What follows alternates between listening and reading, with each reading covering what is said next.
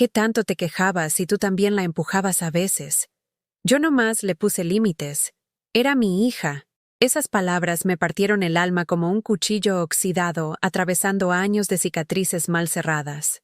Hoy, yo voy a contarte algo que nunca pensé que contaría. Y si tú, por un segundo, sientes que esto te parece familiar, solo te pido que dejes un like y te suscribas. Me va a ayudar a continuar desahogándome.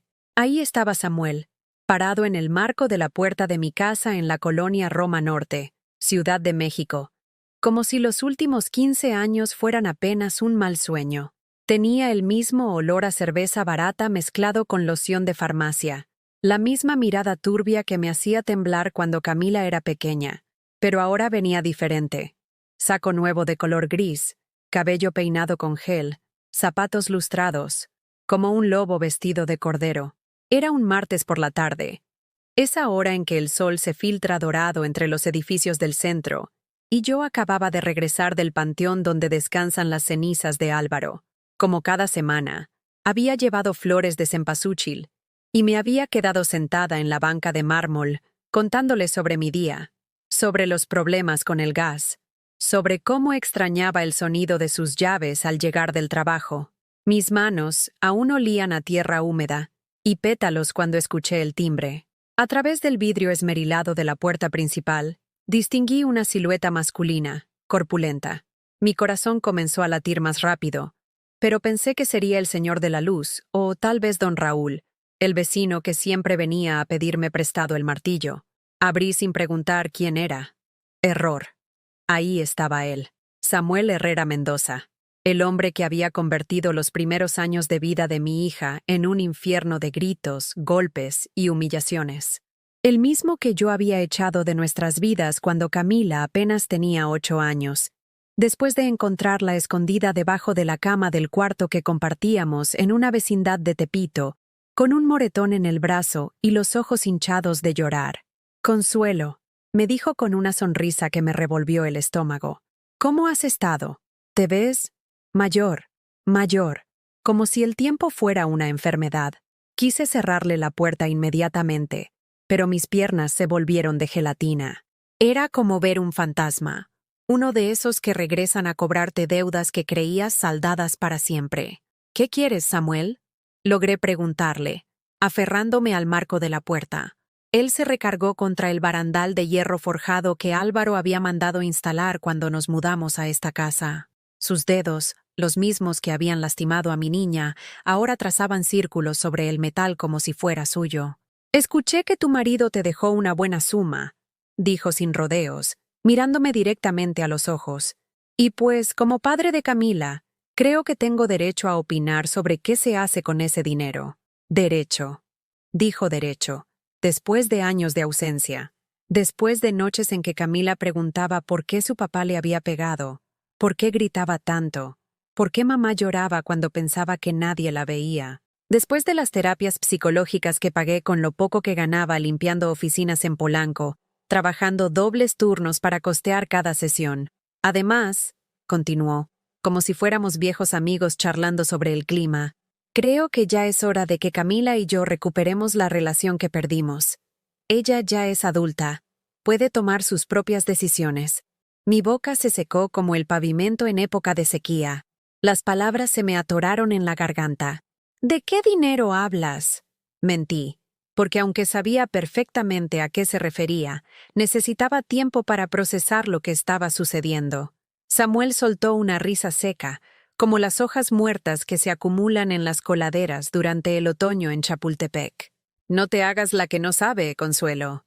Todo el barrio habla de la herencia que les dejó Álvaro. Una casa, un local comercial, cuentas de banco. Se dice que fueron como 2 millones de pesos. El aire se volvió espeso, irrespirable.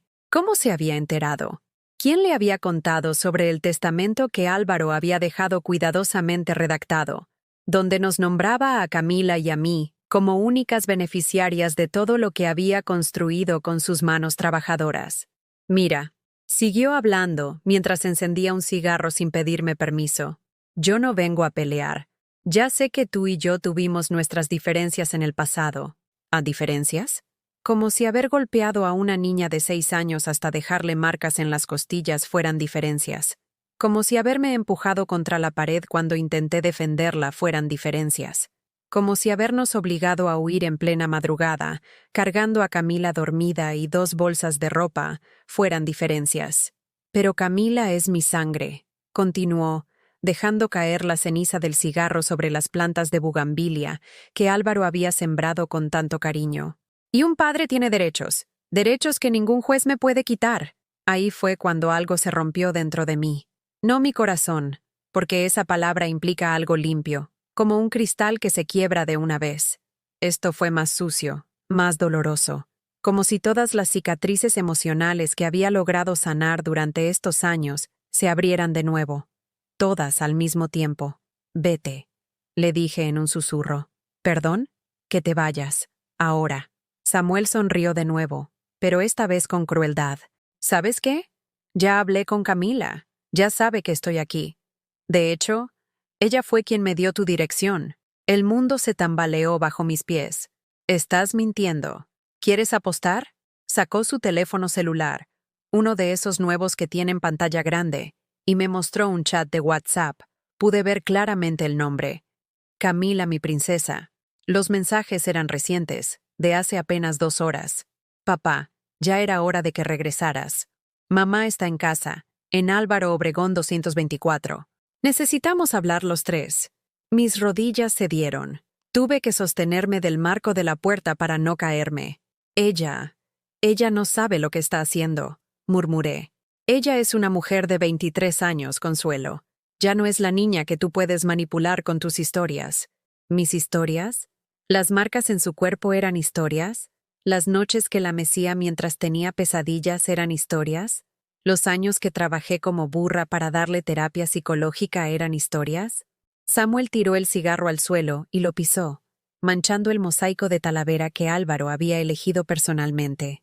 Nos vemos pronto, Consuelo. Muy pronto. Y se fue, silbando una canción que no reconocí, caminando por la banqueta como si fuera dueño del mundo. Yo cerré la puerta, eché los 3 cerrojos que Álvaro había instalado para que me sintiera segura, y me desplomé sobre el piso frío de la entrada. Por primera vez en 15 años, volví a sentir ese terror helado, esa sensación de estar completamente indefensa. 2 días después, mi teléfono sonó a las 7 de la mañana. Era Camila. «Mamá, ¿por qué lo trataste así? Él está tratando de acercarse». Mi hija, mi única hija. La niña que saqué de una vecindad de Tepito, con la ropa en bolsas del Oxxo, porque no podía ni empacar tranquila. La misma que mecí durante años cuando despertaba gritando por las pesadillas. Ahora me hablaba con el tono frío de una extraña. ¿Sabes lo que él te hizo, Camila? Sí, pero ya pasaron años, mamá. Quiero sanar. No puedo vivir con tanto rencor. ¿Rencor? ¿Era rencor proteger a tu hija de alguien que la lastimó? ¿Era rencor recordar cada golpe, cada llanto, cada noche que no pudo dormir porque su propio padre la había convertido en su saco de boxeo? Y tu manera de sanar es permitir que el mismo que te rompió los dientes cuando tenías 7 años, que te encerraba en el baño durante horas, que me decía que eras una carga inútil, ahora te manipule con sonrisas y venga a reclamar lo que tu padrastro dejó con amor? Silencio del otro lado de la línea. Solo el ruido de la ciudad despertando. Camiones del pan, vendedores gritando. Se compran colchones, tambores, refrigeradores. El eco de los microbuses arrancando en la madrugada chilanga.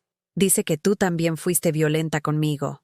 Susurró finalmente, que inventabas cosas para separarnos, que yo era feliz con él y que tú me lavaste el cerebro. Ahí fue cuando morí. No una muerte física, una mucho peor, porque es una cosa que te traicione un extraño, y otra muy distinta que te traicione el pedazo de tu alma que criaste durante 23 años. Colgué el teléfono sin despedirme. Me quedé sentada en la cama que compartí con Álvaro durante 12 años, viendo las fotos que él había pegado en la pared del lado donde dormía. Todas eran de Camila, su graduación de secundaria, su primer trabajo en una papelería de Coyoacán, el día que cumplió 18, y Álvaro le compró un pastel de 3 leches en la pastelería Madrid. En cada foto, él la abrazaba como si fuera su propia hija. como si la hubiera conocido desde que nació. Álvaro nunca me preguntó detalles sobre Samuel. Solo me dijo una vez, mientras veíamos una película en la televisión: el pasado ya pasó, mi amor. Lo que importa es el futuro que vamos a construir juntos. Y cumplió. Durante 12 años, fue el papá que Camila nunca tuvo. Trabajaba desde las 5 de la mañana en su taller de carpintería en la colonia Doctores, haciendo muebles a medida para familias de clase media que querían algo bonito pero no podían pagar las tiendas de Polanco. Llegaba a casa con las manos llenas de barniz y acerrín, oliendo a madera fresca y pegamento, pero siempre con un dulce en la bolsa para Camila. ¿Cómo te fue en la escuela, princesa? Le preguntaba todos los días mientras se lavaba las manos en el fregadero de la cocina, y se sentaba a escucharla, de verdad, no como esos papás que fingen poner atención mientras ven su celular. Álvaro la miraba a los ojos, hacía preguntas, se interesaba por sus problemas de matemáticas o por las amigas que la molestaban. Cuando Camila entró a la preparatoria, él se inscribió en clases nocturnas para aprender a usar la computadora. Si mi hija va a estudiar sistemas, yo tengo que entender de qué habla, me decía mientras se peleaba con el mouse y el teclado como si fueran enemigos personales. Y cuando ella decidió estudiar administración en lugar de sistemas, él no se quejó. Solo dijo: lo importante es que sea feliz y que tenga un futuro mejor que el nuestro. El futuro mejor que el nuestro. Álvaro ganaba bien, pero no éramos ricos. Vivíamos en una casa de 2 recámaras en la colonia del Valle que él compró de segunda mano y fue arreglando poco a poco. Cambió la instalación eléctrica, pulió los pisos de mosaico, pintó las paredes de colores alegres, porque las casas tristes hacen familias tristes. Puso macetas con geranios en el patio y construyó una pequeña terraza donde desayunábamos los domingos, viendo pasar los aviones que iban rumbo al aeropuerto. No teníamos auto último modelo ni vacaciones en Cancún, pero teníamos algo que yo nunca tuve cuando era niña: paz, tranquilidad, la certeza de que cuando llegáramos a casa, nadie iba a estar gritando, nadie iba a estar borracho, nadie iba a lastimar a nadie. Álvaro cuidaba cada peso que ganaba. Tenía una libreta vieja donde apuntaba todos los gastos.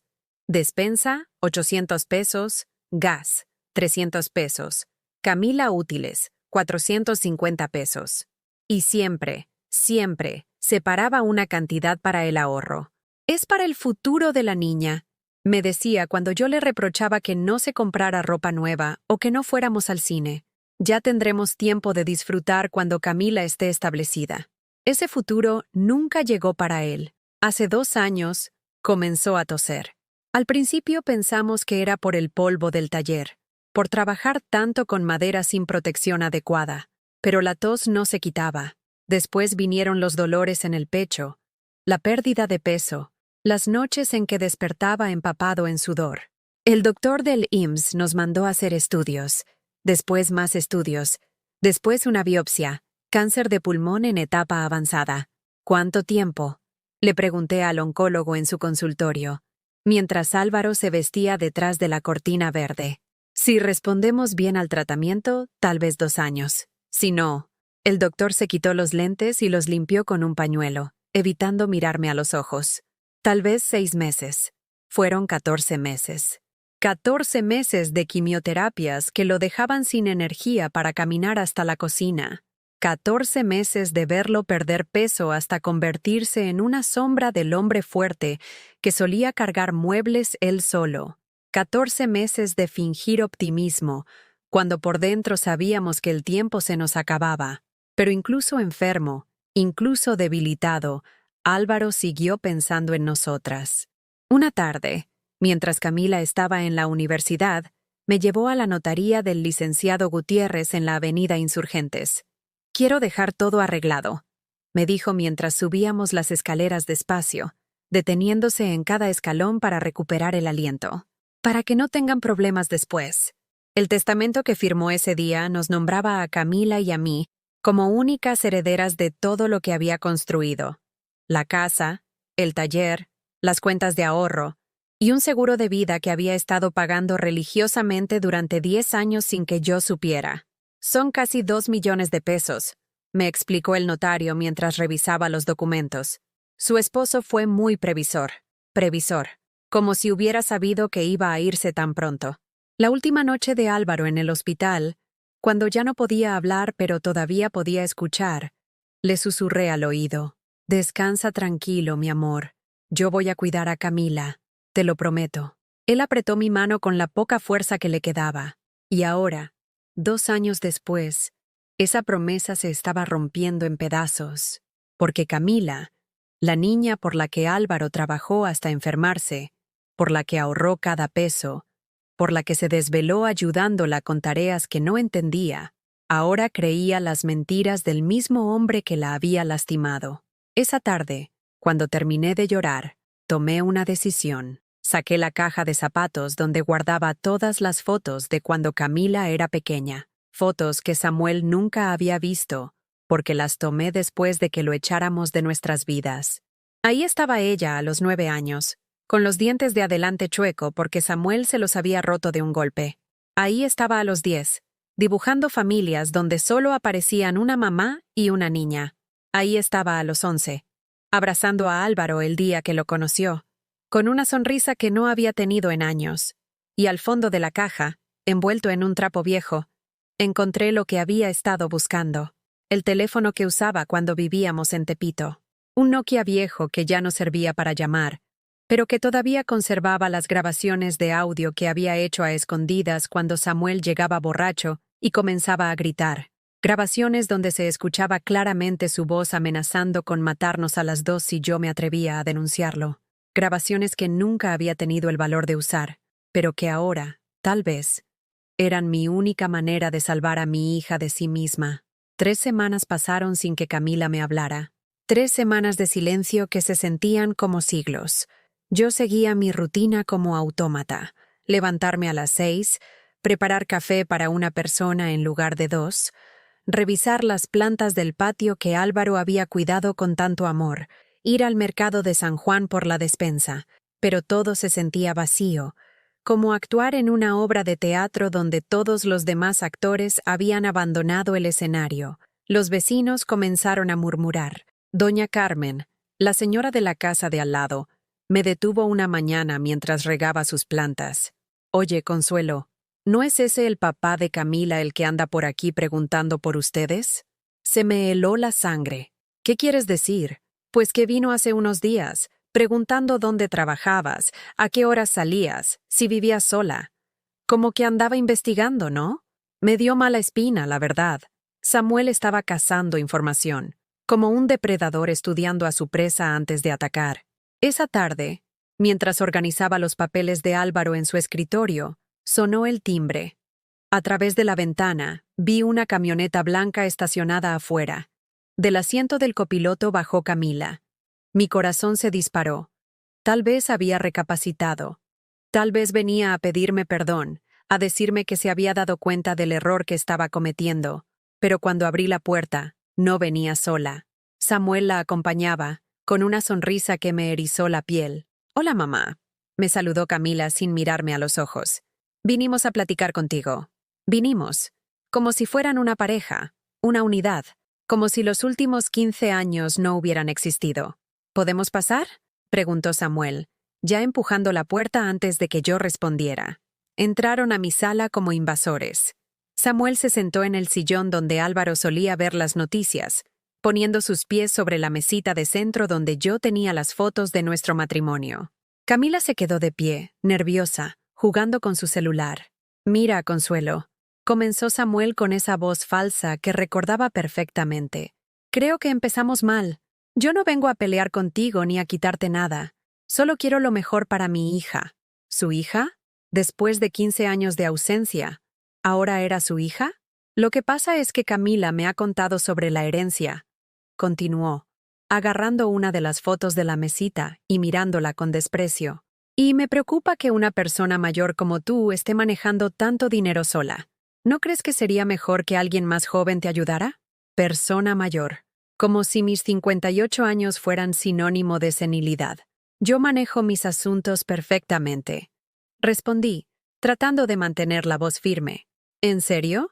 Samuel sonrió y sacó unos papeles de su chamarra. Porque aquí tengo un documento muy interesante. Extendió los papeles sobre la mesita. Era una demanda. Una demanda de paternidad tardía donde Samuel reclamaba derechos sobre los bienes de Camila, por ser menor de edad cuando se estableció la tutela. ¿Qué es esto?, pregunté, aunque las letras se veían borrosas porque me temblaban las manos. Es mi derecho legal como padre biológico de Camila a supervisar cualquier herencia que ella reciba antes de los 25 años, explicó con la tranquilidad de quien ha estudiado cada detalle. Resulta que el testamento de tu marido tiene algunos huecos legales. Miré a Camila buscando alguna señal de que esto era una broma, de que no podía estar de acuerdo con esto. Dile, Camila, la animó Samuel. Dile a tu mamá lo que decidimos. Camila finalmente me miró, pero en sus ojos vi algo que me partió el alma. Pena, no amor, no respeto. Pena. Mamá, creemos que sería mejor que yo manejara mi parte de la herencia directamente. Tú puedes quedarte con la casa, pero el dinero y el local, yo ya soy adulta. Puedo tomar mis propias decisiones. ¿Tú decidiste esto?, le pregunté, sintiendo como si me hubieran puesto una soga en el cuello. Sí, mintió, porque era obvio que las palabras que salían de su boca habían sido ensayadas. Además, mi papá me está ayudando a ver las cosas con más claridad. Su papá, no Samuel, no ese hombre, su papá. Camila, ¿te acuerdas por qué nos fuimos de Tepito a las 3 de la mañana cuando tenías 8 años? Le pregunté desesperada. Ella bajó la mirada. Eras muy pequeña. Intervino Samuel inmediatamente. Los niños a veces interpretan mal las cosas. Nosotros teníamos problemas como cualquier pareja, pero yo nunca... ¿Nunca qué? Lo interrumpí, sintiendo la rabia crecer en mi pecho como lava hirviendo. ¿Nunca le rompiste los dientes de enfrente de un golpe? ¿Nunca la encerraste en el baño durante horas porque estaba llorando? ¿Nunca me dijiste que era una carga inútil que solo servía para gastar dinero? Consuelo, por favor. Samuel suspiró como si yo fuera una niña caprichosa. Ya hablé con Camila sobre eso. Ella entiende que tú exagerabas las cosas porque estabas celosa de nuestra relación. Celosa. De ver a un hombre golpear a mi hija. ¿Qué relación?, exploté. Tú la golpeabas. La aterrorizabas. Tenía pesadillas todas las noches. Mamá, ya basta. Me cortó Camila con una voz que no reconocí. Ya soy adulta. Ya no necesito que me protejas de cosas que pasaron hace 15 años. Ahí fue cuando me di cuenta de la magnitud del daño. Samuel no solo había regresado por el dinero, había regresado a completar el trabajo que había empezado años atrás, destruir la relación entre mi hija y yo, y lo estaba logrando. Mira, Samuel se levantó del sillón y caminó hacia la ventana, mirando hacia el patio donde estaban las plantas de Álvaro. Yo no quiero que esto se ponga feo. Podemos arreglar esto de manera civilizada. Se dio vuelta y me miró con esos ojos que recordaba perfectamente. Fríos. Calculadores. Tú firmas los papeles para transferir la cuenta de ahorro y la propiedad del local a nombre de Camila. Ella ya es mayor de edad. Puede hacer lo que quiera con su dinero. Tú te quedas con esta casita y todos contentos. Casita. Como si el hogar que Álvaro había construido para nosotras fuera insignificante. ¿Y si no firmo? Samuel sonrió. Pero no era una sonrisa alegre. Era la sonrisa de un tiburón antes de morder. Bueno, entonces tendríamos que ir por la vía legal. Demandar por administración fraudulenta de bienes de menor de edad. Investigar si realmente usaste el dinero de la herencia para beneficio de Camila o para el tuyo propio. Esas cosas toman tiempo, cuestan dinero en abogados. Y al final, se encogió de hombros. Al final, los viejos siempre pierden. Los viejos siempre pierden. Miré a Camila, buscando en su rostro algún rastro de la niña que había cuidado, protegido, amado durante 23 años. La niña que me abrazaba cuando tenía miedo, que me hacía dibujitos en el Día de las Madres, que me decía, «Te amo, mami», antes de dormir. Pero esa niña ya no estaba ahí. En su lugar había una mujer de 23 años que me miraba como si yo fuera el problema, como si yo fuera la mala de la historia. «Tienes una semana para decidir», anunció Samuel dirigiéndose hacia la puerta. «Una semana para hacer esto fácil». Camila lo siguió sin despedirse, sin mirar atrás, sin dar explicaciones. Los vi subirse a la camioneta blanca y alejarse por la calle, pasando frente a la panadería donde Álvaro me compraba conchas todos los domingos, pasando frente al parque donde habíamos llevado a Camila a jugar cuando era pequeña, pasando frente a la vida que habíamos construido juntos y que ahora se desmoronaba como un castillo de arena. Esa noche, por primera vez desde que murió Álvaro, no pude dormir. Me quedé sentada en la sala, viendo las fotos que Samuel había movido del lugar, recordando cada momento de felicidad que habíamos vivido en esa casa.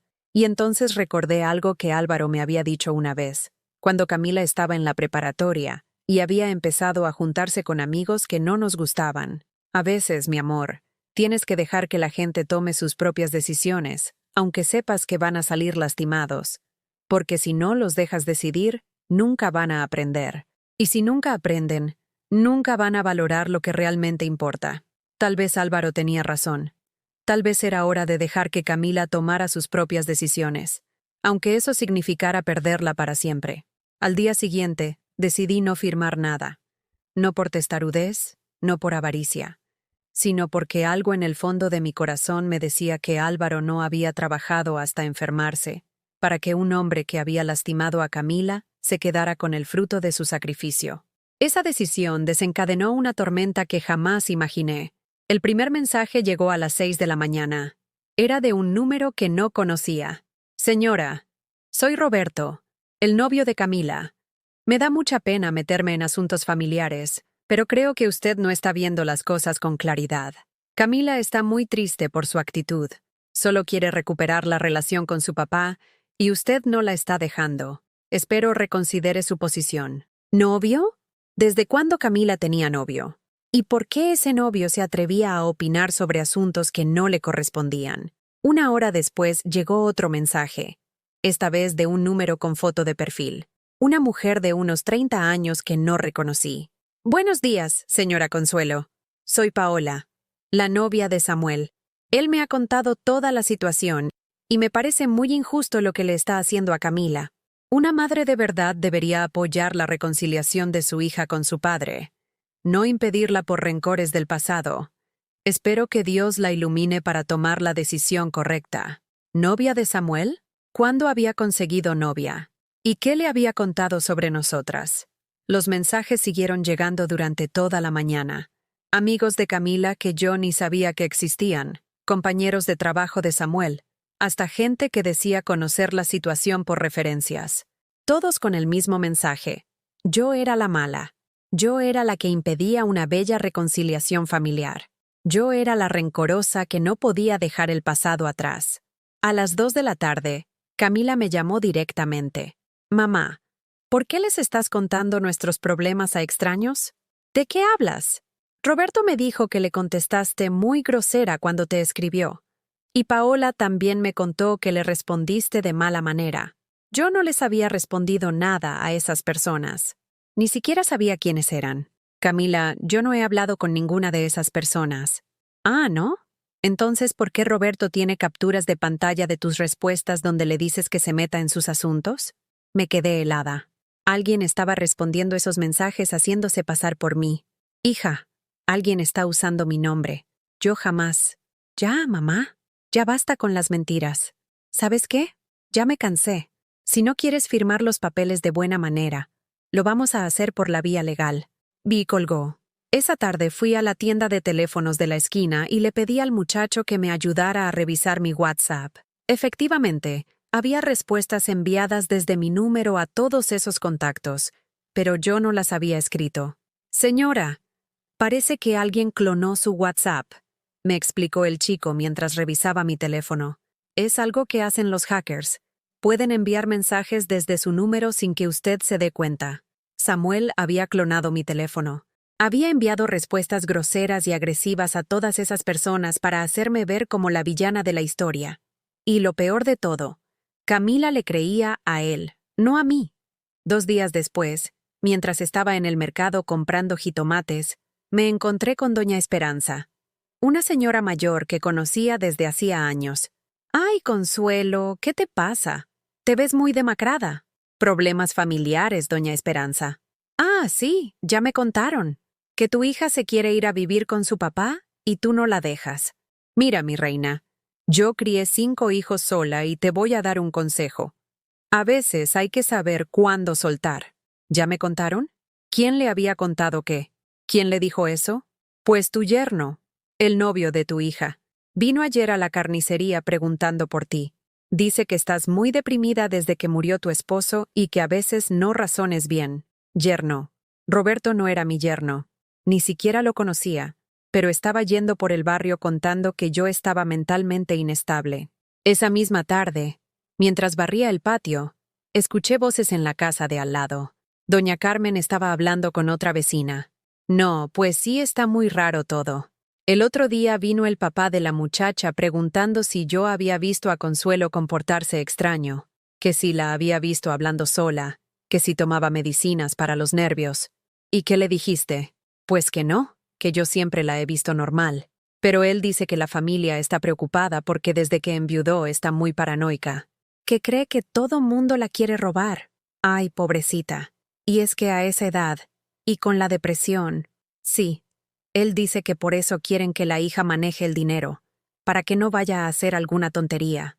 Me quedé paralizada detrás de la puerta. Samuel estaba construyendo una narrativa donde yo era una viuda mentalmente inestable, paranoica, incapaz de manejar dinero. Y la gente le creía, porque él llegaba bien vestido, con su camioneta nueva, hablando como persona educada.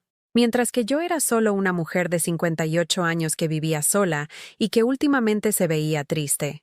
El viernes de esa semana, recibí una llamada que me helió la sangre. ¿Señora Consuelo Ramírez? Sí, soy yo. Habla el licenciado Martínez, del bufete jurídico Martínez y Asociados. La llamo porque hemos recibido una denuncia por administración fraudulenta de bienes y queremos darle la oportunidad de que venga a aclarar la situación antes de que procedamos legalmente. ¿Y a qué denuncia? La señorita Camila Herrera y el señor Samuel Herrera han presentado documentos donde alegan que usted ha estado usando indebidamente los recursos de una herencia que corresponde parcialmente a la señorita, y que además ha mostrado signos de deterioro mental que la incapacitan para manejar dichos recursos. Deterioro mental. Licenciado. Eso es falso. Yo no he usado ningún dinero de manera indebida. Señora, entiendo su molestia, pero tenemos testigos que declaran haber visto comportamientos erráticos de su parte. Además, tenemos capturas de pantalla de mensajes agresivos que usted envió a familiares y amistades. Los mensajes que Samuel había enviado usando mi número. ¿Podría venir el lunes a las 10 de la mañana? Así podemos resolver esto de manera civilizada. Colgué el teléfono con las manos temblando. Samuel no solo quería el dinero, quería destruirme completamente. Quería que todo el mundo creyera que yo era una loca, una ladrona, una mala madre. Y lo estaba logrando. Esa noche, mientras cenaba un huevo frito y frijoles refritos, sonó el timbre. Era Paquito, el nieto de doña Carmen, un niño de 10 años que siempre me saludaba con cariño. Señora Consu, mi abuela dice que si necesita algo, que la vio muy solita últimamente. El único gesto de bondad genuina que había recibido en semanas. Dile a tu abuela que muchas gracias, mi amor. Que estoy bien. ¿Segura? Es que mi abuela dice que su hija ya no viene a visitarla, que debe estar muy triste. Los ojos de ese niño me partieron el corazón, porque veía lo que los adultos no podían ver, que yo solo era una señora mayor que estaba sola y triste. Estoy bien, Paquito, de verdad. Él me sonrió y regresó corriendo a su casa, pero yo no estaba bien. Por primera vez en mi vida, me sentía completamente derrotada. Samuel había construido el plan perfecto. Aislarme socialmente, destruir mi reputación, volver a Camila en mi contra, y usar el sistema legal para quitarme todo lo que Álvaro había dejado. Y lo peor de todo, nadie me creía, porque él era un hombre con recursos, con una historia bien ensayada, con testigos preparados. Y yo era solo una viuda que vivía de recuerdos. Esa madrugada no pude dormir. Me quedé sentada en la cama viendo las fotos de Álvaro y pensando en qué habría hecho él en mi situación. Y entonces recordé algo que me había dicho el día que firmó el testamento. Consuelo, si algún día alguien trata de quitarte lo que es tuyo, No te dejes, porque esto no es solo dinero. Es mi manera de cuidarte cuando ya no esté aquí. No era solo dinero. Era amor convertido en protección. Y yo no iba a permitir que Samuel lo destruyera sin pelear. El lunes llegué a la oficina del licenciado Martínez con una bolsa de plástico en las manos. Adentro, llevaba el Nokia viejo con las grabaciones que había guardado durante 15 años como si fueran bombas sin explotar. La oficina estaba en el piso 12 de un edificio en Insurgentes Sur, con ventanales enormes que daban vista a toda la ciudad. Samuel ya estaba ahí, sentado en una silla de cuero, vestido con un traje azul marino que probablemente costaba más que mi renta de 3 meses. Junto a él estaba Camila, con un vestido que nunca le había visto, y zapatos de tacón que la hacían ver mayor, más seria. Cuando entré, ninguno de los dos me saludó. El licenciado Martínez era un hombre de unos 40 años, con barba perfectamente recortada, y esa manera de hablar lenta y pausada que usan los abogados cuando quieren intimidar. Señora Ramírez, tome asiento. Vamos a resolver este asunto de la manera más civilizada posible. Me senté frente a ellos, sintiendo como si estuviera en un juicio donde ya habían decidido que yo era culpable. Bien, comenzó el licenciado revisando unos papeles. Tenemos aquí una situación compleja. Por un lado, tenemos un testamento que la nombra a usted y a la señorita Camila como herederas universales. Por otro lado, tenemos evidencia de que usted ha estado haciendo uso indebido de esos recursos. ¿Qué evidencia?, pregunté, aunque mi voz sonó más débil de lo que hubiera querido. Samuel sonrió y sacó una carpeta de su portafolio. Para empezar, dijo deslizando unos papeles sobre el escritorio. Aquí están los estados de cuenta de los últimos 6 meses. Retiros constantes por cantidades importantes. Compras innecesarias. Gastos que no corresponden a las necesidades básicas de una persona mayor. Revisé los papeles con el corazón acelerado. Efectivamente, había retiros que yo no había hecho. Compras en tiendas donde nunca había estado. Transferencias a cuentas que no reconocía. Yo no hice ninguno de estos movimientos, dije, sintiendo cómo el aire se volvía más pesado. Señora, intervino el licenciado con condescendencia, entendemos que la pérdida de un ser querido puede afectar la capacidad de juicio. Nadie la está acusando de maldad, pero es evidente que no está en condiciones de manejar una cantidad tan importante de dinero. Además, añadió Samuel, tenemos testimonios de vecinos que han notado comportamientos erráticos, conversaciones con personas inexistentes, episodios de agresividad, olvidos constantes. Mentiras. Todo eran mentiras, pero estaban tan bien construidas, con documentos que parecían reales, con testigos que probablemente había comprado o convencido. Y para colmo, continuó Samuel, están los mensajes agresivos que ha estado enviando a familiares y amigos, amenazando a gente que solo quiere ayudar. Sacó su teléfono y me mostró capturas de pantalla de los mensajes que él mismo había enviado usando mi número. Mensajes llenos de groserías y amenazas que jamás habría escrito. Camila me miraba con una mezcla de lástima y vergüenza, como si yo fuera una extraña que había perdido la razón. Por todo esto, concluyó el licenciado, consideramos que lo más conveniente sería que la señorita Camila asuma la administración completa de la herencia, bajo la supervisión legal del señor Herrera como padre biológico. Ahí fue cuando saqué el Nokia de mi bolsa. Antes de que firme cualquier cosa, dije con una tranquilidad que no sentía. Me gustaría que escucharan algo. Samuel frunció el ceño. Camila se enderezó en su silla. Encendí el teléfono viejo. Busqué en los archivos de audio y seleccioné el primero de muchos. La voz de Samuel llenó la oficina, clara e inconfundible. Te voy a matar, Consuelo. A ti y a esa mocosa inútil. Si me dejas, las voy a encontrar donde se escondan y las voy a matar a las dos. El silencio que siguió fue ensordecedor. Sigue habiendo más, dije, pasando al siguiente archivo. Esa niña es una carga. Come mucho. Llora mucho. Gasta mucho. Mejor la hubiéramos dado en adopción. Camila se puso pálida. Y más, continué, reproduciendo otro audio. Si me vas a denunciar, hazlo. Pero yo tengo contactos en todas partes. Te van a regresar a tu hija golpeada para que aprendas a no meterte conmigo. Samuel se había levantado de su silla, con la cara roja de ira. Esas grabaciones son ilegales. Fueron hechas sin mi consentimiento.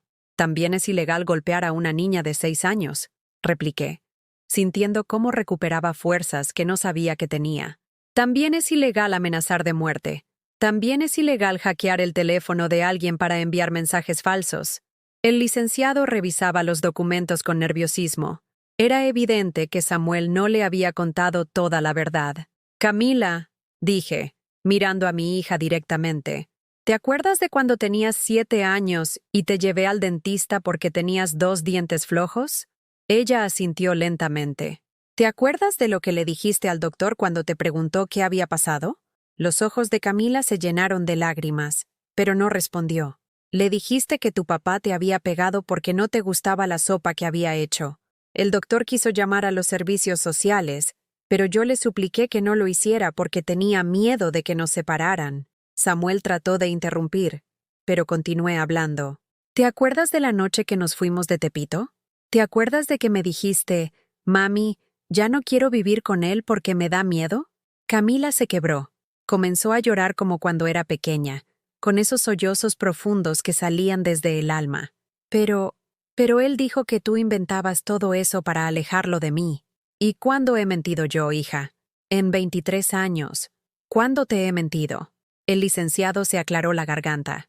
Bueno, esta situación se ha complicado considerablemente. Creo que necesitamos revisar toda la documentación antes de proceder.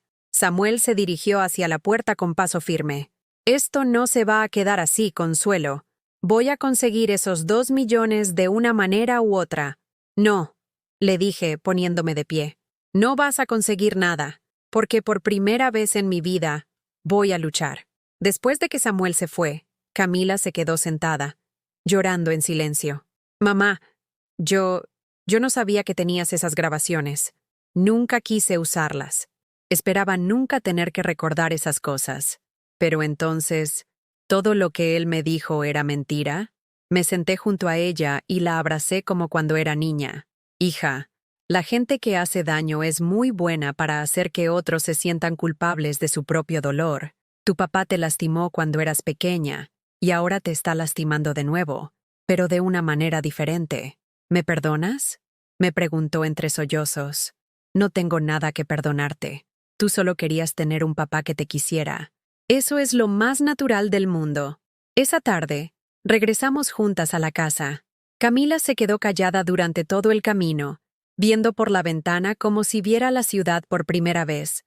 Cuando llegamos, se sentó en el sillón donde Álvaro solía leer el periódico y me dijo, «Mamá, ¿crees que Álvaro me habría perdonado por todo esto?» Álvaro te quería como si fuera su propia sangre.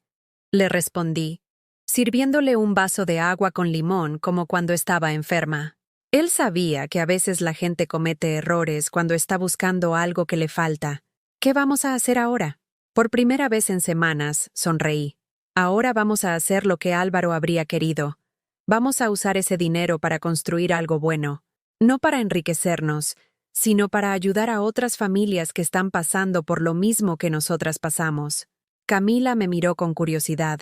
¿Cómo qué?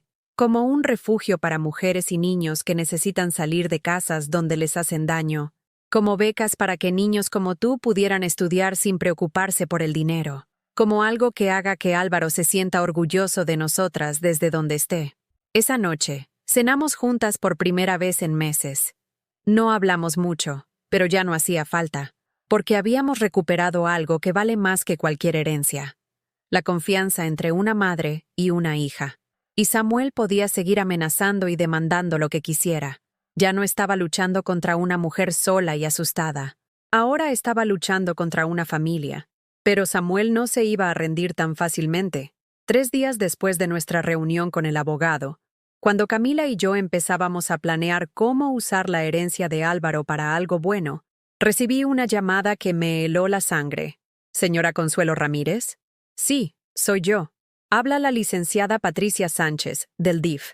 Hemos recibido una denuncia muy grave sobre negligencia y abuso hacia un menor de edad. ¿Perdón? No entiendo. Tenemos un reporte de que en su domicilio vive un menor que está siendo expuesto a situaciones de riesgo por parte de una persona con problemas de salud mental.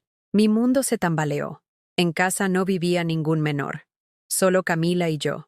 Licenciada, creo que hay una confusión. En mi casa no vive ningún niño.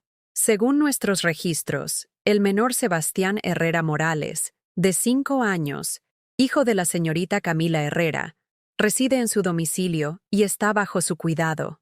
Sebastián, el hijo de Camila, mi nieto, el niño que había nacido cuando Camila tenía 18 años, fruto de una relación que no duró mucho. El niño que yo había ayudado a criar durante sus primeros años de vida, pero que desde hacía 2 años vivía con su padre en Guadalajara, porque Camila necesitaba trabajar y estudiar. ¿Por qué Samuel estaba usando a mi nieto en esto? Licenciada, mi nieto no vive conmigo. Vive con su papá en Guadalajara. Señora, necesitamos verificar esa información. Mañana a las 10 de la mañana iremos a hacer una inspección de su domicilio. Si el menor no se encuentra ahí, tendremos que investigar por qué se reportó información falsa. Colgué el teléfono con las manos temblando. Samuel había inventado que mi nieto vivía conmigo para acusarme de negligencia y abuso infantil. Le conté todo a Camila esa misma tarde. Mamá, esto ya se salió de control, me dijo mientras revisaba unos documentos en su computadora. Pero tengo una idea. Al día siguiente, cuando llegaron los trabajadores sociales del DIF, Camila ya había preparado todo. Actas de nacimiento, documentos que probaban que Sebastián vivía con su padre, fotografías con fechas que demostraban que el niño no había estado en la Ciudad de México en meses. Disculpen la molestia, les dijo Camila a los funcionarios con una sonrisa que no llegaba a sus ojos. Pero creemos saber quién hizo esta denuncia falsa y por qué. Les contó toda la historia. La manipulación de Samuel, las amenazas, el intento de quitarnos la herencia, y ahora esto. ¿Tienen alguna prueba de lo que nos están diciendo? Preguntó la licenciada Sánchez. Camila sacó su teléfono y les mostró una conversación de WhatsApp que había tenido con Samuel la noche anterior. En los mensajes se veía claramente cómo él le había preguntado por Sebastián, dónde vivía, si yo lo cuidaba a veces. Y cuando Camila le dijo que no, él había insistido preguntando si sería posible que el niño se quedara conmigo unas semanas. Creemos que cuando mi mamá se negó a firmar los papeles para darle el dinero, él decidió buscar otra manera de hacerle daño, explicó Camila. Esta denuncia es solo una venganza. Los trabajadores sociales se fueron con una disculpa y la promesa de investigar quién había hecho la denuncia falsa. Pero Samuel no había terminado. Esa misma semana, comenzaron a aparecer volantes en todo el barrio. Cuidado. Mujer mayor con problemas mentales vive en Álvaro Obregón, 224. Ha amenazado a vecinos y familiares. Si la ven comportarse de manera extraña, reporten al número. Los volantes tenían mi foto, sacada sin mi permiso de mis redes sociales, y una descripción que me hacía parecer peligrosa. Sufre de episodios violentos y alucinaciones. Su propia familia está preocupada por su estabilidad mental. Tatari, Camila y yo pasamos toda la mañana del sábado recogiendo esos volantes de postes de luz, parabrisas de coches y ventanas de tiendas. Esto es acoso, decía Camila mientras arrancaba otro volante de la puerta de la panadería. Esto ya es un delito. Pero lo peor no eran los volantes. Lo peor fue cuando llegué al súper donde había comprado durante años y el encargado me interceptó en la entrada. Señora, disculpe, pero vamos a necesitar que alguien la acompañe mientras hace sus compras. ¿Por qué? Es que recibimos una llamada donde nos dijeron que usted a veces se confunde y toma cosas sin pagar. Es por seguridad. Entienda. La humillación fue tan grande que me quedé paralizada. Todos los clientes me miraban como si fuera una criminal. Yo siempre pago todo, murmuré. Sí, no se preocupe. Solo es para evitar problemas. Salí de ahí sin comprar nada, sintiendo como si me hubieran dado una bofetada en público. Pero la gota que derramó el vaso llegó el miércoles por la tarde. Estaba regando las plantas del patio cuando escuché gritos en la calle. Salí a ver qué pasaba y encontré a una mujer joven discutiendo con doña Carmen. «Usted tiene que hacer algo», le gritaba la mujer a mi vecina. «Esa loca está amenazando a mi hijo». «¿Cuál loca?», preguntó doña Carmen, confundida. La de la casa de al lado. Le dijo a mi niño que lo iba a lastimar si no se portaba bien. Todas las cabezas se voltearon hacia mí. Yo jamás he hablado con su hijo, dije, acercándome para defender mi honor. Claro que sí. Ayer en la tarde, cuando estaba jugando en la banqueta, usted salió y le dijo que los niños malcriados merecían que les pegaran. Eso es mentira. Yo ayer no salí de mi casa en toda la tarde. Estaba viendo televisión. ¿Entonces mi hijo está mintiendo? Más vecinos se acercaron. Algunos me conocían desde hacía años, pero otros eran nuevos en el barrio. Es que últimamente está muy rara, murmuró alguien. Mi cuñada vive aquí cerca y dice que la ha visto hablando sola en el patio. Sí, y que a veces se le olvidan las cosas. Como que no reconoce a la gente. Estaba pasando otra vez. Samuel había conseguido que alguien mintiera sobre mí, y los vecinos estaban comenzando a creer que yo era realmente una amenaza. Señoras, señores, intervino doña Carmen con voz firme. Yo vivo al lado de Consuelo desde hace 8 años. Nunca ha lastimado a nadie. Nunca ha hecho nada malo. Pero es que ha cambiado mucho desde que murió su esposo, insistió otra vecina. Se ve muy demacrada, muy triste. A veces la tristeza puede volver loca a la gente. Además, añadió la mujer que había empezado todo, su propia hija está preocupada por ella. El papá de la muchacha vino a preguntarnos si habíamos notado algo raro. Ahí estaba otra vez Samuel, construyendo su narrativa, convenciendo a la gente de que yo era peligrosa. Esa noche, Camila y yo nos sentamos en la cocina a planear qué hacer. Mamá, esto no puede seguir así.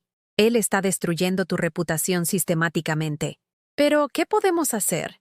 Es mi palabra contra la de él, y él tiene dinero para pagar testigos falsos.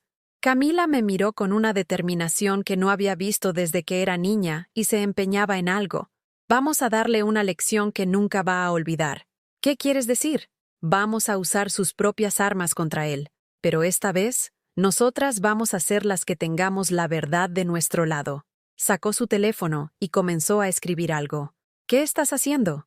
Le estoy escribiendo a Samuel. Le voy a decir que tú finalmente aceptaste firmar los papeles, pero que quieres verlo mañana para discutir los términos. ¿Por qué? Porque él va a venir aquí creyendo que ganó. Y cuando llegue, vamos a tener preparada una sorpresa que va a cambiar todo. Camila tenía razón. Era hora de dejar de defendernos y empezar a atacar. Pero lo que no sabíamos era que Samuel también tenía preparada una sorpresa.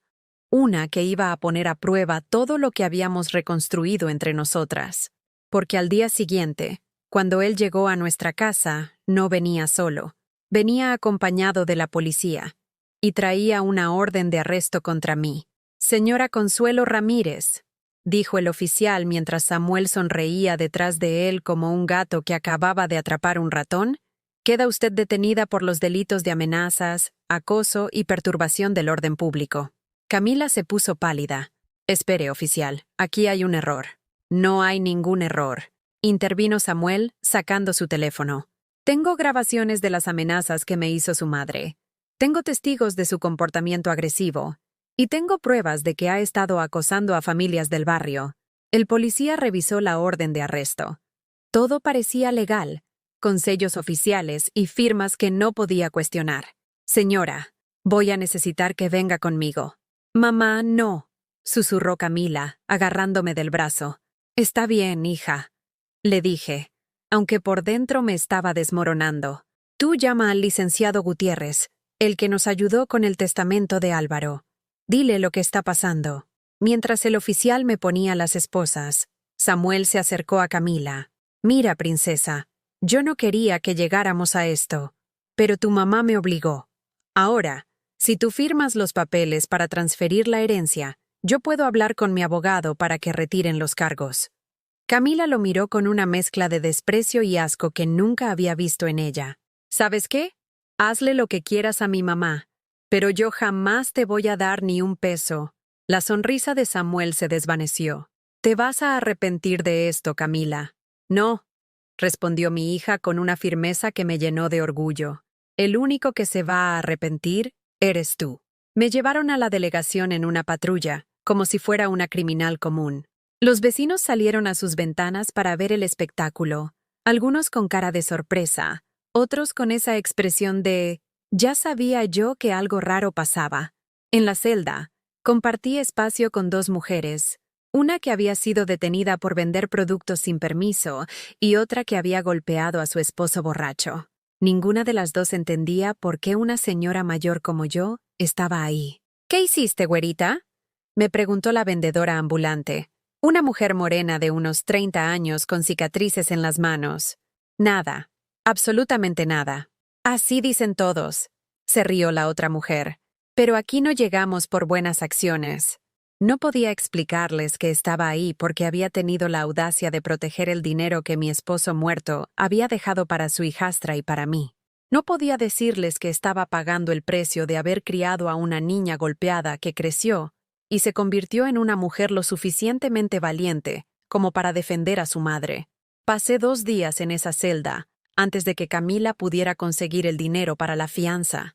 2 días comiendo comida que sabía a cartón, durmiendo en un colchón que olía a sudor y desesperación, usando un baño sin privacidad donde cada necesidad básica se convertía en una humillación. 2 días pensando en Álvaro, preguntándome si esto era lo que él habría querido, si habría valido la pena dejar esa herencia si iba a causarnos tanto sufrimiento. Cuando Camila finalmente llegó a sacarme, traía consigo al licenciado Gutiérrez y una carpeta llena de documentos. «Mamá, encontramos algo», me dijo mientras caminábamos hacia el estacionamiento. «Algo que va a cambiar todo». En el coche, el licenciado me explicó lo que habían descubierto. «Señora Ramírez, hicimos una investigación sobre Samuel Herrera. Resulta que tiene antecedentes penales por violencia doméstica en otros estados. Agresión contra 3 mujeres diferentes en los últimos 10 años. ¿Cómo consiguieron esa información? Camila contrató a un investigador privado», explicó el abogado. «Y no solo eso. También encontramos que las grabaciones que él presentó como evidencia de sus amenazas fueron editadas. Usó fragmentos de conversaciones telefónicas que ustedes tuvieron y los manipuló para que parecieran amenazas». Camila me tomó de la mano. «Mamá, también averiguamos de dónde está sacando el dinero para todo esto. Para los abogados, para pagar testigos falsos, para la camioneta nueva. ¿De dónde? Tiene una novia, Paola Mendoza, una mujer de 35 años que heredó un negocio familiar de su papá, que murió hace 6 meses. Él la convenció de que la ayudara a recuperar a su hija y los derechos que le correspondían como padre. Todo comenzaba a tener sentido. Samuel no solo me estaba manipulando a mí, había encontrado otra víctima, otra mujer vulnerable que había perdido a su padre y que él estaba usando para financiar su venganza. Pero hay más», continuó el licenciado. «La señorita Camila me pidió que revisara el testamento de su padrastro una vez más, con mucho cuidado. Sacó unos papeles de su portafolio. Álvaro no solo dejó un testamento principal, dejó lo que llamamos un testamento de emergencia, guardado en una caja fuerte en otra notaría. ¿Qué significa eso? Significa que él previó exactamente esta situación, que alguien podría tratar de manipular o coaccionar a las beneficiarias para obtener la herencia. En el segundo testamento, específicamente dice que si alguna persona ajena a la familia nuclear intenta reclamar derechos sobre los bienes, o si se presenta cualquier tipo de acoso o manipulación, toda la herencia pasa automáticamente a una fundación que él estableció. Camila sonrió por primera vez en semanas. Una fundación para ayudar a mujeres y niños víctimas de violencia doméstica. Álvaro, mi querido Álvaro, había estado protegiéndonos incluso después de muerto. ¿Y qué pasa con Samuel? Bueno, dijo el licenciado con una sonrisa que me recordó a un tiburón. Con la evidencia que tenemos de sus antecedentes, las grabaciones manipuladas y el testimonio de Camila sobre las amenazas, vamos a presentar una demanda contra él por extorsión, acoso, manipulación de evidencia y violencia psicológica. Además, añadió Camila, ya hablé con Paola, su novia. Cuando le mostré las grabaciones reales de cómo él te trataba y le conté sobre sus antecedentes de violencia, se quedó en shock. Resulta que a ella también la ha estado manipulando. ¿Cómo? Le dijo que su papá la había dejado demasiado dinero para que lo manejara sola, que necesitaba un hombre que la ayudara a tomar decisiones inteligentes. Le hizo creer que era por su propio bien. Era el mismo patrón, la misma manipulación. Convencer a mujeres vulnerables de que eran incapaces de manejar sus propias vidas. Paola va a testificar a nuestro favor, continuó Camila. Dice que Samuel le confesó que planeaba quitarnos el dinero para enseñarte una lección por haberlo separado de mí cuando era niña. Al día siguiente, fuimos todas juntas a la delegación. Camila, el licenciado Gutiérrez, Paola y yo.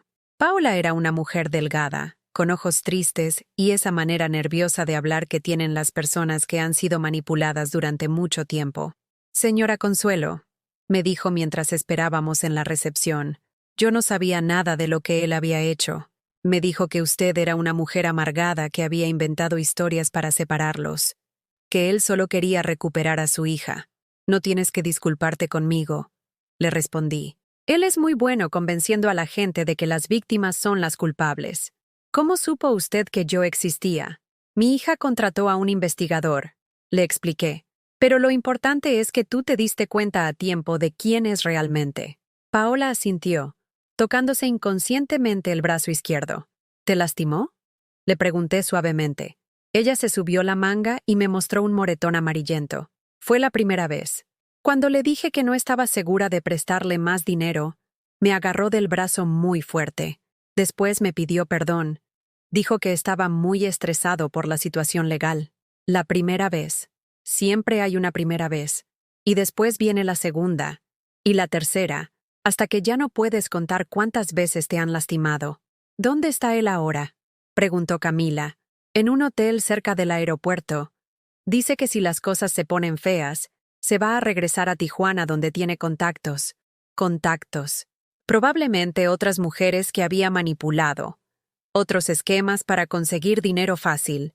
Cuando el Ministerio Público revisó toda la evidencia que habíamos recopilado, la situación cambió completamente. Señora Ramírez, me dijo el fiscal, vamos a retirar todos los cargos contra usted. Además, vamos a girar una orden de aprehensión contra el señor Herrera por extorsión agravada y violencia psicológica. Pero cuando fueron a buscarlo al hotel, Samuel ya se había ido. Había huido como la rata que era, dejando atrás a Paola, las amenazas y los planes de robarnos la herencia de Álvaro. Esa noche, Camila y yo regresamos a casa juntas.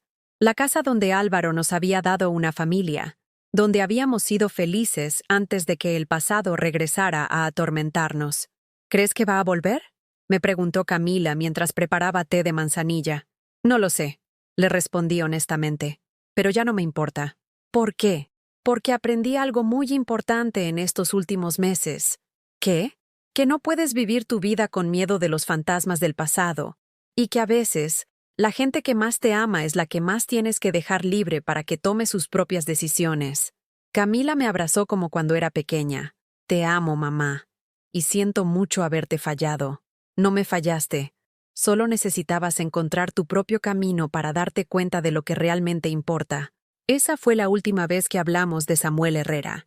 Porque finalmente entendimos que algunas personas no merecen ni siquiera el espacio que ocupan en nuestros recuerdos. 6 meses después, estoy sentada en el jardín de la casa que Álvaro construyó para nosotras, viendo crecer las flores que sembré, donde antes estaban sus herramientas de carpintería. La vida cambió de maneras que nunca imaginé. Primero, cumplimos la promesa que le hice a Álvaro sin saberlo. La fundación que él había establecido en su testamento de emergencia se convirtió en realidad. Casa Álvaro. Ahora es un refugio para mujeres y niños que necesitan salir de hogares violentos. No es grande. Solo podemos albergar a 6 familias a la vez, pero es suficiente para cambiar vidas. La primera mujer que llegó se llamaba Elena. Tenía 26 años y 2 niños pequeños. Su esposo la había golpeado tanto que tenía 3 costillas rotas y no podía levantar el brazo derecho. No tengo a dónde ir, me dijo entre lágrimas el día que llegó. Mi familia dice que es mi culpa, que algo debo estar haciendo mal para que él se enoje tanto. Esas palabras me partieron el corazón porque recordé a la Consuelo de hace 15 años. corriendo en la madrugada con Camila en brazos, sin saber si tendríamos un lugar donde dormir al día siguiente. «Aquí puedes quedarte el tiempo que necesites», le dije, mostrándole el cuarto que habíamos preparado con muebles que Álvaro había hecho años atrás. «Y nadie te va a juzgar por las decisiones que hayas tomado para sobrevivir». Elena se quedó 4 meses. Sus hijos empezaron a reír otra vez. Ella encontró un trabajo en una farmacia y alquiló un departamento pequeño, pero seguro, en la colonia Santa María. El día que se fue, me abrazó con fuerza. «Señora Consuelo, usted me salvó la vida». «No», le respondí. «Tú te salvaste sola. Yo solo te di un lugar donde descansar mientras encontrabas tu fuerza». Después de Elena vinieron otras. María, que había huido de Oaxaca con sus 3 hijas después de que su suegra la echara de la casa por no darle nietos varones a su hijo. Carmen, una mujer de 50 años cuyo esposo la había controlado económicamente durante 30 años y que no sabía ni siquiera cómo usar un cajero automático. Cada historia era diferente, pero todas tenían algo en común. Mujeres que habían perdido la fe en sí mismas y que necesitaban un lugar seguro para recordar quiénes eran antes de que alguien más les dijera quiénes tenían que ser. Camila decidió estudiar trabajo social. Se inscribió en clases nocturnas mientras trabajaba medio tiempo en una oficina de gobierno. Los fines de semana viene a casa Álvaro a ayudar con las actividades para los niños. «¿Sabes qué es lo que más me gusta de esto?», me dijo un sábado mientras jugaba con los hijos de una de nuestras residentes. «¿Qué?». «Que estos niños van a crecer sabiendo que hay adultos que los protegen.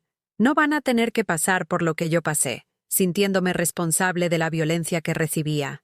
Mi hija había encontrado su propósito. Ya no era la niña asustada que buscaba desesperadamente el amor de un padre que no sabía amar. Era una mujer fuerte que usaba su dolor pasado para sanar el dolor de otros.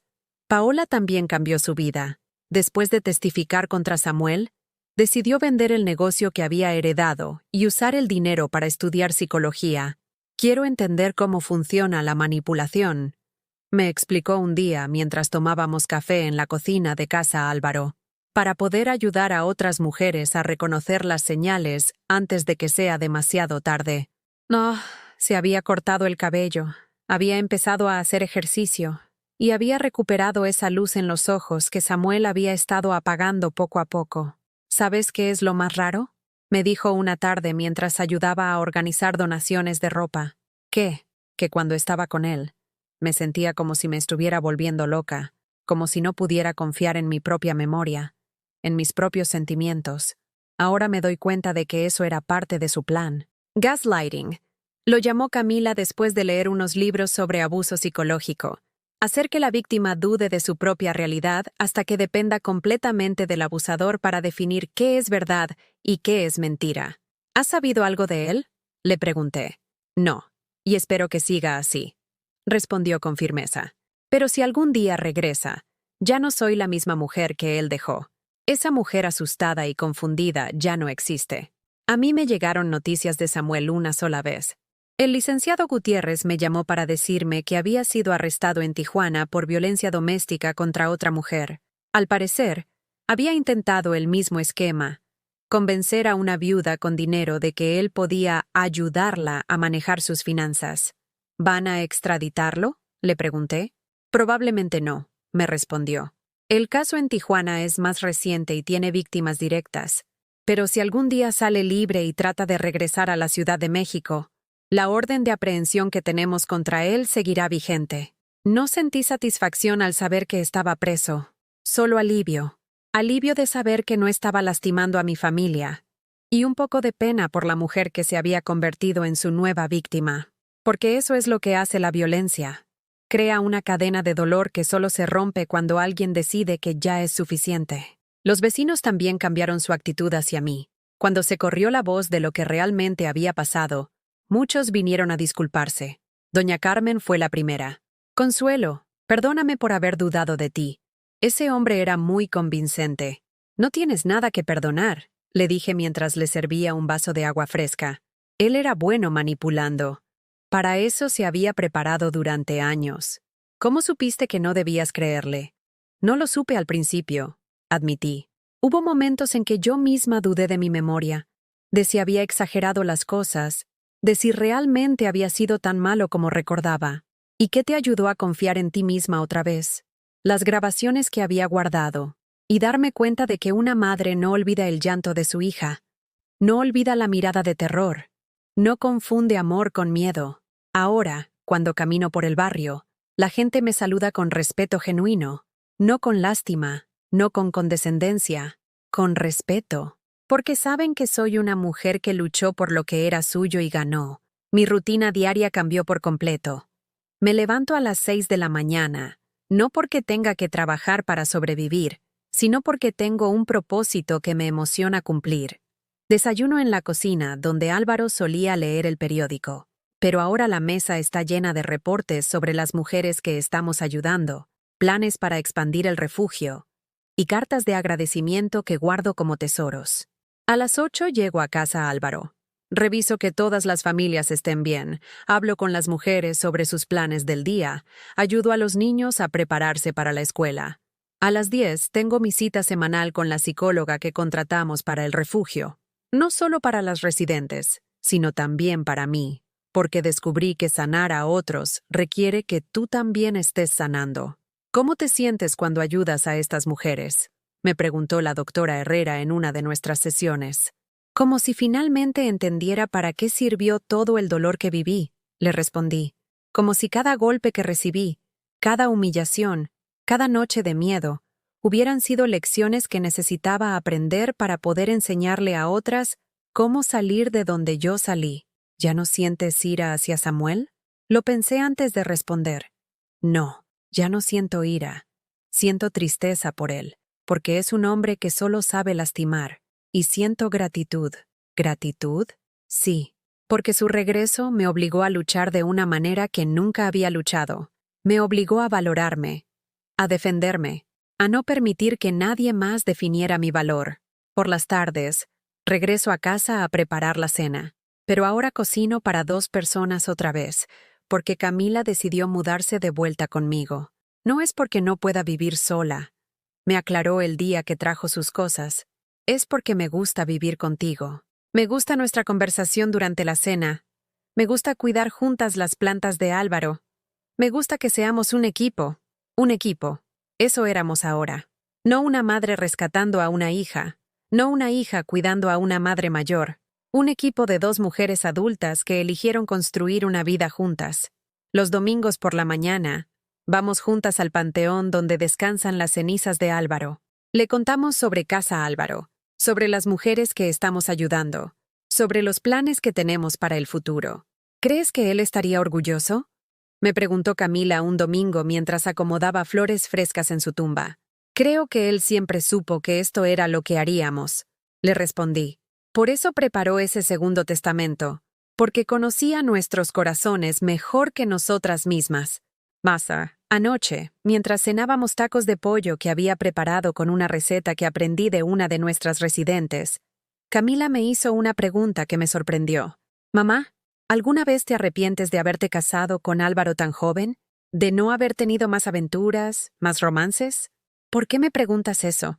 Porque ahora que tienes 59 años, podrías conocer a alguien más. Podrías enamorarte otra vez. Lo pensé mientras masticaba despacio, saboreando no solo la comida, sino también la pregunta. ¿Sabes qué? No me arrepiento de nada. Álvaro me dio 12 años de los más felices de mi vida. Me enseñó que el amor verdadero no es posesión, sino libertad. No es control, sino apoyo. ¿Pero no tienes curiosidad de conocer a alguien más? Tal vez algún día, pero ahora mismo estoy enamorada de mi vida, de levantarme cada mañana sabiendo que voy a hacer algo que importa, de acostarme cada noche sabiendo que soy útil, que soy fuerte, que soy suficiente yo sola, enamorada de mi vida. Nunca pensé que diría esas palabras a mi edad, pero es la verdad más pura que he dicho jamás. Hoy es viernes. En unas horas llegará Elena con sus hijos a visitarnos. Camila preparó actividades para los niños y yo hice su postre favorito. Mañana viene una mujer nueva al refugio. Se llama Rosa. Tiene 42 años y lleva 20 años casada con un hombre que le pega cada vez que él bebe. Le voy a decir lo mismo que le digo a todas. Aquí estás segura. Aquí puedes llorar sin que nadie te diga que exageras. Aquí puedes sanar sin prisa. Y cuando estés lista, aquí puedes aprender que eres mucho más fuerte de lo que te han hecho creer. Porque eso aprendí yo. Que a veces la vida te quiebra completamente para que puedas reconstruirte de una manera más hermosa. Y que el amor más importante que puedes encontrar es el amor hacia ti misma. Ese amor que nadie puede quitarte, manipular o destruir. Ese amor que te permite decir no, sin culpa, y sí, sin miedo. Ese amor que convierte el dolor en sabiduría y la sabiduría en servicio. Si tú estás escuchando esta historia y sientes que algo resuena dentro de ti, si reconoces a tu familia, a tu pareja o a ti misma en alguna parte de lo que he contado, quiero que sepas algo. No es tu culpa. Y no es tarde. Nunca es tarde para recuperar tu vida, tu dignidad, tu voz. Nunca es tarde para convertir tu historia de dolor en una historia de liberación. ¿Has vivido algo parecido? ¿Conoces a alguien que haya pasado por una situación así? Coméntame tu respuesta. Porque compartir nuestras historias es lo que nos hace menos solas en este mundo. Y si esta historia te llegó al corazón, déjame un like y suscríbete para que este mensaje llegue a alguien más que necesite escucharlo. Porque todos merecemos una segunda oportunidad. Todos merecemos encontrar nuestro Casa Álvaro. Todos merecemos estar enamorados de nuestras propias vidas.